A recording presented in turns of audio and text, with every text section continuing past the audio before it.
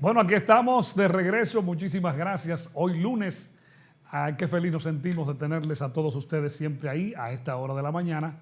Buenos días RD. Buenos días República Dominicana. Continuando con el tema de las lluvias, aquí está la nota de que al menos 15 muertos, oigan bien, y 8 desaparecidos en Haití por las torrenciales lluvias. Gracias a Dios, en nuestro país no se han reportado fallecidos por esto de las lluvias hasta el momento. 15 personas murieron, 8 se encuentran desaparecidas a causa de las intensas lluvias, informó el Departamento de Protección Civil en la hermana República Haitiana. 8 de las muertes se produjeron en el departamento del oeste, 5 en el sudeste y 2 en el noroeste, el más pobre de Haití. Las cifras provisionales, que abarcan 5 de los 10 departamentos geográficos, muestran 1.219 casas han quedado destruidas y 23.390 personas desplazadas en Haití. El sector agrícola se ha visto muy afectado en el departamento del centro, dice el informe, situación que podría empeorar como consecuencia de las inundaciones que han arrasado a Haití y a la República Dominicana. Miren las consecuencias justamente de la deforestación, hoy Día Mundial del Medio Ambiente. Cuando no hay árboles suficientes, pues los suelos son más propensos al desplazamiento cuando hay lluvia. O sea que hay erosión del terreno, porque los árboles, así como la función en una pared hacen las varillas de acero, así lo hacen las raíces de los árboles. Retienen el suelo para que las aguas, las lluvias cuando caen de forma torrencial, pues aguantan ese suelo y no hay erosión, no hay desplazamiento de tierra como se ha visto. Yo vi ese río de Jimaní, señores, un video que anda por ahí, no sé si lo tenemos, si no lo tenemos se lo debemos para más adelante, que a mí me dio miedo, parecía un brazo de mar, de agua sucia porque el río estaba desbordado, era prácticamente una riada. Y traigo esto a colación en el sentido de que Haití sufre de mucho más deforestación que la República Dominicana. Ahí viene el problema.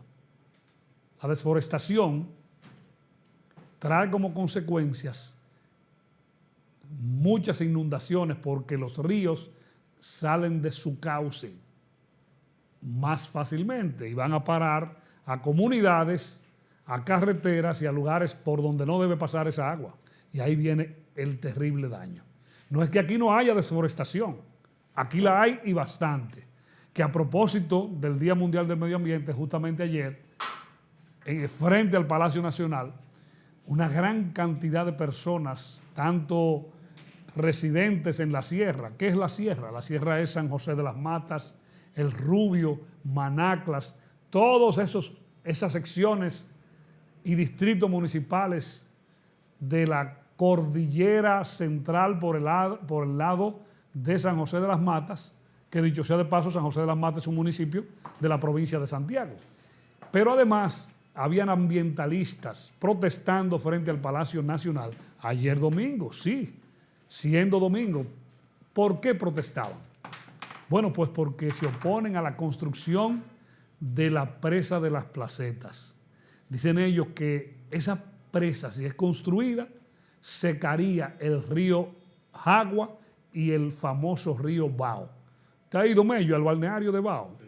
Yo antes iba mucho, ya no voy tanto por asuntos de edad. Uno como que cambia, el ser humano va cambiando, pero son hermosísimos ríos. Ahora ellos dicen esto. Sin embargo, por otro lado, entendemos que las presas tienen su importancia. Ahora, ¿quién tiene la razón? Es muy necesaria esta presa, porque también se desperdicia mucha agua, porque las aguas de los ríos, tanto ríos madre o matrices, como afluentes de esos ríos, van a parar al mar. Hay que reconocer la importancia de la presa de Tavera, la presa en el sur de Valdesia, y así otras presas del país que recuerdo fueron construidas en los 12 años del extinto presidente Joaquín Balaguer. Porque las presas son, yo le llamo popularmente almacenes de agua potable, digámoslo así. Miren cómo está la presa de Tavera, pero también está el contraembalse de Bao, que está ahí en Sabana Iglesia, que es como una especie de reservorio para la presa de Tavera. Pero además de que es agua potable para los habitantes del país, es una fuente de producción de energía eléctrica. Es ahí que la EGI, que es la empresa generadora hidroeléctrica dominicana, EGI, quiere construir la presa de Las Placetas. Pero poner en una balanza, consensuar, tratarlo públicamente sería importante, aunque este proyecto no es de este gobierno, viene desde hace varios gobiernos atrás. Pero hay que evaluar y buscar las razones y el impacto que esto tendría a el medio ambiente en esa zona del país, que es justamente en la provincia de Santiago. Todavía este país es rico en agua. Hay un informe por ahí que más adelante lo voy a leer, y es que Santiago, según ese informe y ese estudio realizado, es una de las ciudades de América o del mundo que más agua consume. Usted dirá, bueno, pero hay ciudades con muchísimo más habitantes. Sí, pero estas son mediciones que se hacen proporcionalmente a la población, a la cantidad de habitantes. Y de que Santiago es una de las ciudades del mundo que más agua consume.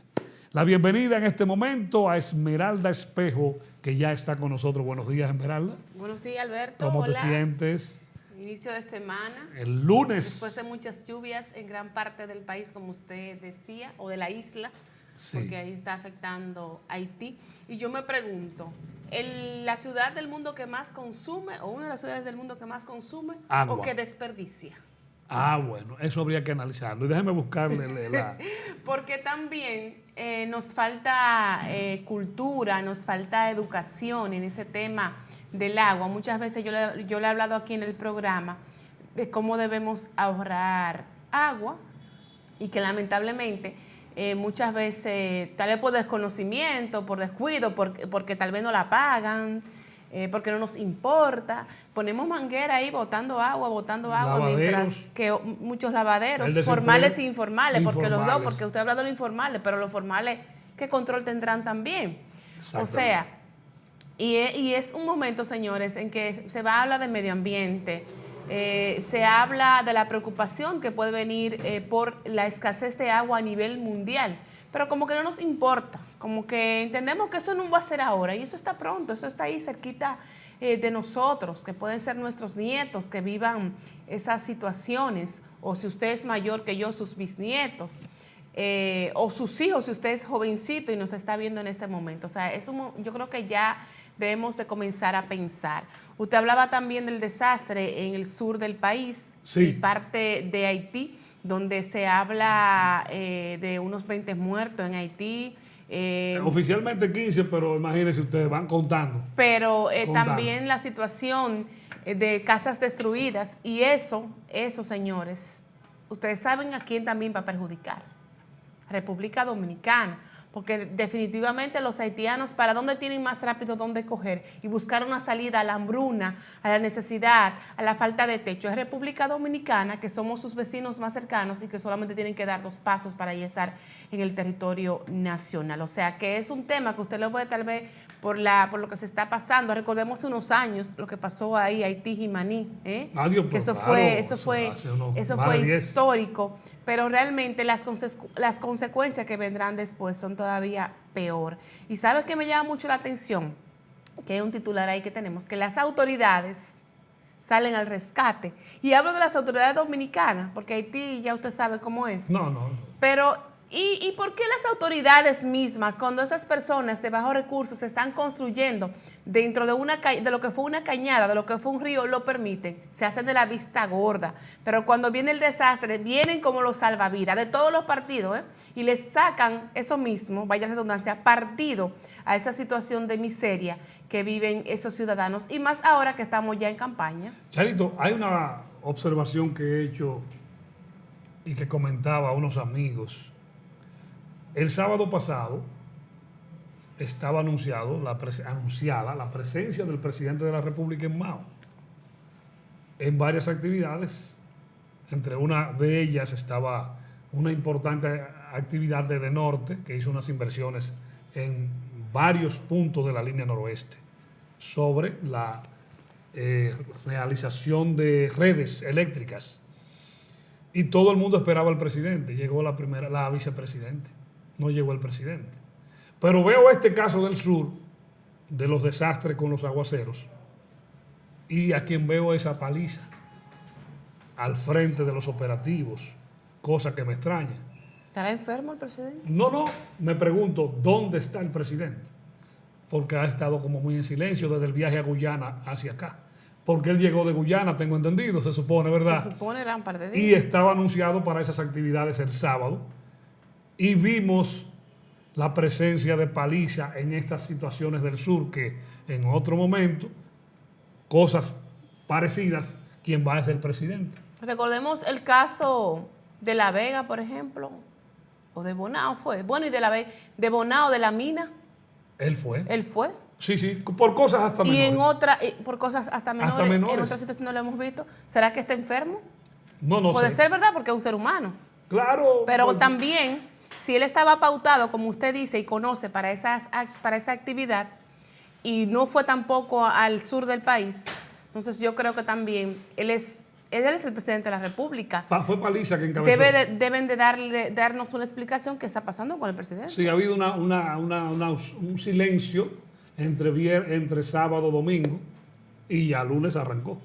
Vamos a ver el transcurso de hoy. Sí, porque yo me pregunto, qué raro, porque sabes que el principal vocero del gobierno es el propio presidente. El mismo. Entonces me pareció ver porque paliza va, pero con él. Acompañado. Esta vez fue al sur, a los operativos, a los chequeos de las situaciones de las riadas y los desbordes que hubo allá, y paliza con un chaleco, un kimono, muy bien presentado, con un grupo de funcionarios, pero el presidente no estaba. ¿Usted qué dice eso? Que el presidente es el propio vocero de él y del gobierno. Vemos a un ministro administrativo de la presidencia como en bajo perfil, porque el presidente le tumba esos bríos, que no ha pasado con otros gobiernos. No, tú sabes que Paliza hablaba mucho en la oposición, pero ya está mudito. Sí. Está mudo, que no es igual. Una cosa es tocar tambora dentro de una casa que tocarlo en una plaza pública. Hay muchos mudos en el PRM ahora. Una cosa es con violín y otra con guitarra. Hay muchos mudos y mudas en el gobierno, que no se callaban. Estaba un funcionario muy popular del gobierno en Santiago, con un gran evento en el GUG, Chu Vázquez. Estaba con el evento de Vuelta al Barrio, hablando de mudos. ¿Y qué discurso lanzó Chu Vázquez sobre... bueno, estaba también el senador, la gobernadora, el senador de Santiago, Eduardo Estrella, emitió un discurso que, por cierto, ese evento fue transmitido a través de una red de estaciones de radio. Sorprendente, casi como si fuera una campaña. Y el discurso que allí dio Eduardo fue completamente de campaña. Completamente de campaña. Yo pensaba que era un meeting político. Alberto, estamos en campaña. Está bien, pero recuerda... Desgraciadamente nuestro país es así. Pero hay toquecitos y formas que hay que cuidar, porque eso era un evento del Ministerio de Interior y Policía, que es un proyecto o un plan de prevención contra la delincuencia, contra la criminalidad, de vuelta al barrio. Estaba ahí el Payá y el Cocodrilo animando, entre otras figuras de la comunicación, conduciendo, etc. Ahora bien, lo que quiero decirte es, para llegar al punto, que Chu Vázquez dice que no politicemos en este país, no politicemos la delincuencia, que no politicemos la criminalidad, que un delincuente cuando te va a atracar no te pregunta de qué partido tú eres. Ajá. Y ustedes hacían lo mismo cuando estaban en la oposición. Aprovechaban el más mínimo hecho, acto o situación para politizarlo también. Dejen que los otros hagan también lo que ustedes hicieron, porque por eso es el juego de la democracia que debe existir en estos países de Occidente, democráticos precisamente. Él dice que no se politice con esto, tema de la delincuencia y la criminalidad. ¿Será que ese es el término ahora de moda? la tendencia no politizar que se va a usar la educación desde el gobierno, porque justamente se está hablando de no politizar la educación. Y Educa sale también con esta misma iniciativa de no politizar la educación en la República Dominicana, y está proponiendo modificar la composición del Consejo Nacional de Educación. Y ahí habla hasta de castigos, si se quiere llamar así, a los maestros, profesores que no asistan a dar clases, como parte de una serie de acciones que propone para despolitizar la educación preuniversitaria. La entidad Acción Empresarial por la Educación, Educa, está proponiendo someter un proyecto de reforma que modifique las funciones y composición del Consejo Nacional de Educación. De acuerdo a la organización, el cambio sería específicamente en la concerniente a la conformación del poder político. En su propuesta está planteando que el poder político quede subrogado a las fuerzas vivas de la sociedad y que el presupuesto y el currículo sean aprobados por mayorías especiales. Un sinnúmero de cosas que está planteando Educa ahora con la educación. Y eso mismo, hay que tener mucho cuidado, con pinzas. Hay que ver esto que propone Educa y hay que estudiarlo bien si están por aprobar o aceptar esto. Le digo por qué si están, porque el propio presidente fue el que inició con este término de no politizar la educación. Sí, pero son políticos que la manejan. Entonces hay que tener mucho cuidado, porque si bien es cierto que aquí hay que poner algunas reglas en el caso de que son muchos los niños que pierden clases por las huelgas, por las supuestas reuniones del ADP casi todos los viernes, también es cierto que los profesores, muchos son dedicados, el sueldo que tienen deben merecer mucho más. O sea, hay que tener cierto cuidado. Y digo esto porque se está hablando de sanciones para los maestros. Y como aquí todo se tiende a ser peligroso, porque si tú eres culpable de algo, puede que usen eso mismo para mí, que de verdad estoy cumpliendo. No, por la misma política, que no se va a acabar por mucho que se diga. Pero Andrés L. Mateo, que es embajador dominicano ante la UNESCO, que vivía hablando, cantaleteando todos los días en contra de los gobiernos pasados, y tenía su derecho, pero ahora está mudo.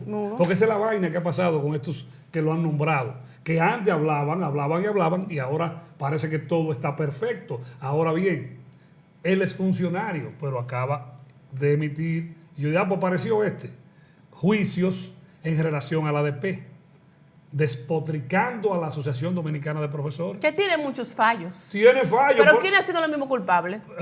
Los mismos políticos que manejan la educación en este país. Claro. Primero porque no le permiten, escúchame, muchas veces, y también porque hacen acuerdos y después no lo cumplen, la misma educación. Efectivamente, pero por un lado y por el otro es como un mal necesario. Necesitamos profesores, necesitamos quien rija la educación, que es el Ministerio de Educación, y necesitamos a los alumnos que vayan a la escuela, pero que de ahí haya un buen resultado. Volvemos al tema que hemos tratado varias veces, porque hay mucha demagogia en torno a esto. Pero Andrés L. Mateo reapareció, un hombre crítico permanente, pero ahora parece que él no ve ninguno de los problemas, parece que todo se arregló. Pero no es así. Lo que tienen que seguir diciendo cómo mejorar. Cada quien educa, que proponga como lo está haciendo, pero hay que tener cuidado porque ellos representan sectores de interés. Son empresarios.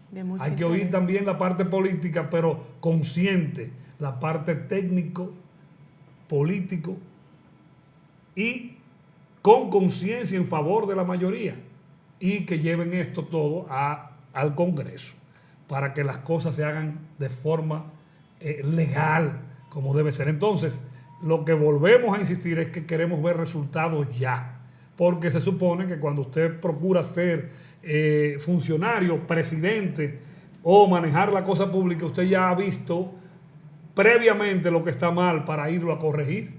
No me vengan a improvisar y a decir que no sabían los males que habían. Mire, se está planteando retener el pago a los docentes que no asistan de forma justificada a dar clases.